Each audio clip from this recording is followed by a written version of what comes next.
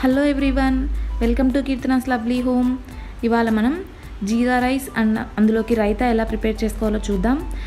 మన ఇంట్లో ఏమీ కూరగాయలు లేనప్పుడు ఇది చాలా ఈజీగా అండ్ చాలా టేస్టీగా ప్రిపేర్ చేసుకోవచ్చు. ముందుగా అందుకోసం స్టవ్ మీద ఒక ప్యాన్ పెట్టుకొని అందులో ఒక 2 నుంచి 3 టేబుల్ స్పూన్ల నెయ్యి వేసుకొని వేడి చేసుకోవాలి.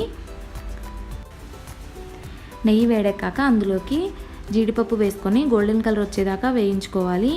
ఈ జీరా రైస్ని 2 మెథడ్స్లో ప్రిపేర్ చేసుకోవచ్చు. ఇక్కడైతే నేను ఈజీగా ఎలా ప్రిపేర్ చేసుకోవాలో చూపిస్తున్నాను. సెకండ్ మెథడ్ని మళ్ళీ నెక్స్ట్ వీడియోలో చూపిస్తాను. ఇప్పుడు జీడిపప్పు వేగాక అందులోకి ఒక 2 టేబుల్ స్పూన్ల జీలకర్ర కూడా వేసుకొని వేయించుకోవాలి. ఈ జీలకర్ర నెయ్యిలో వేగుతున్నప్పుడు మంచి అరోమా అన్నది వస్తుంది. జీలకర్ర వేగిన తర్వాత అందులోకి తగినంత పచ్చిమిర్చి అండ్ కరివేపాకు కూడా వేసుకొని వేయించుకోవాలి. ఈ జీరా రైస్ని 2 నిమిషాల్లో ప్రిపేర్ చేసుకోవచ్చండి. అండ్ టేస్ట్ అయితే చాలా బాగుంటుంది.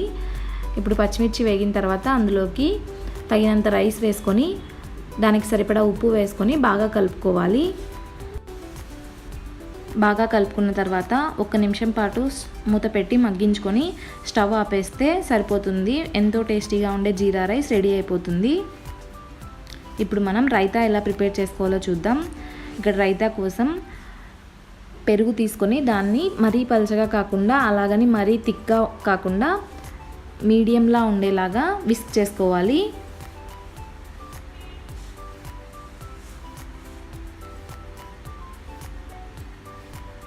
ఇప్పుడు అందులోకి కట్ చేసి పెట్టుకున్న ఉల్లిపాయ ముక్కలు, పచ్చిమిర్చి, కరివేపాకు, కొత్తిమీర వేసుకొని తగినంత ఉప్పు యాడ్ చేసుకుంటే సరిపోతుంది. ఎంతో టేస్టీగా ఉండే జీరా రైస్ అండ్ రైతా రెడీ అయిపోతుంది.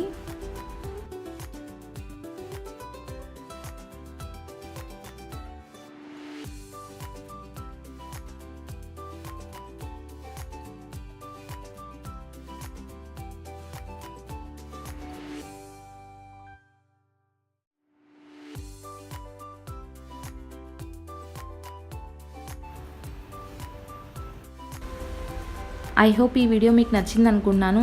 నచ్చితే తప్పకుండా లైక్ చేయండి, మీ ఫ్రెండ్స్ అండ్ ఫ్యామిలీతో షేర్ చేయండి. అండ్ ఈ వీడియో ఎలా అనిపించింది అనేది తప్పకుండా కామెంట్ చేయండి. మళ్ళీ నెక్స్ట్ వీడియోలో కలుద్దాం. Until then bye.